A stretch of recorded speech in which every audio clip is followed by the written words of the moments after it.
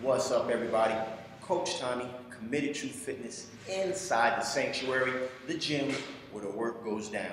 Today we're here for one reason: kettlebells.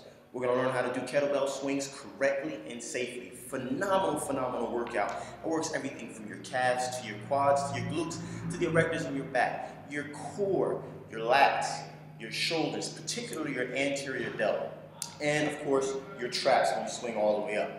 Phenomenal workout, but with any other workout, you can always run the inherent risk of hurting yourself if you don't do them correctly.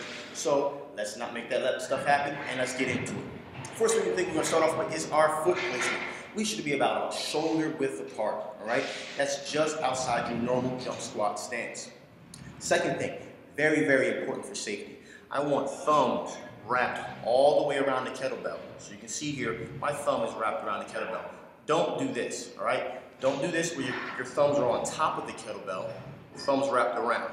Had a kettlebell, this one's particular 53 pounds. Kettlebell guy lost his hands, kettlebell flew at me.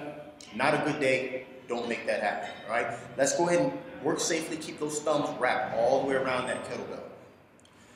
Third, we're gonna go ahead and pick up this kettlebell and we're going to go into a quarter squat or semi-squat stance. What that looks like from the side, standing up erect. As I go down, I kind of push my hips back, keeping my chest up, all right? Very important that you keep your forearms against your thighs. Don't have your forearms out here. Here's the reason why. As I move through the movement of a kettlebell swing, my hips are going to go forward and up. If my arms are away from my body, my hips have nothing to push it against. If my arms are close onto my body, onto my thighs, when I thrust forward, I have something to push the weight up with, all right? Very important, and it's going to help you and aid you, especially on those long kettlebell workouts. Here we go, back into it. Once I thrust forward, hips are going forward, not just straight ahead, but forward and up. Once I get that motion going, my shoulders, or particularly my anterior delt, the front portion of your shoulders, are going to kick in, all right? When they do that, you're going to lift that weight all the way above your head. I'm going to show you what that looks like right now.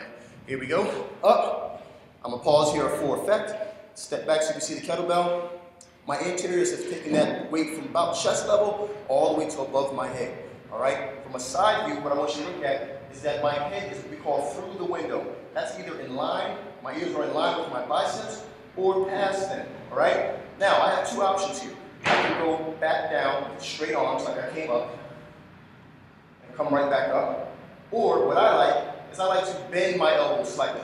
What that looks like from the front, I like to bend them slightly and drop the weight right in front of me so that I go right back into that semi or quarter squat stance ready for the next rep. What happens when we don't do that, and typically, especially when we get tired, if we keep that straight arm stance, we tend to come down this way, bending back first. Show you from the side.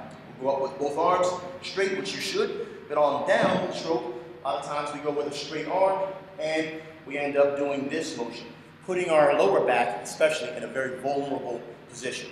Let's try not to make that happen. We can get around that. How can we do that? Like I said, we'll go ahead and throw the kettlebell up, and I bend my arm slightly, drop it right in front of my face, and I'm right back into that next kettlebell swing.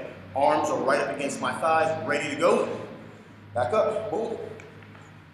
Now you can add a little jump to it, especially if the kettlebell's a little heavier to give you some more momentum. But that is essentially a kettlebell swing. Hopefully that was helpful if you're having trouble with your kettlebell swings. As always, if you have any questions, you can let me know by sending a little note there, and I'll answer your comments. Thanks once again. I'm Coach Tommy, Committed True Fitness, and always commit to your truth. Take care.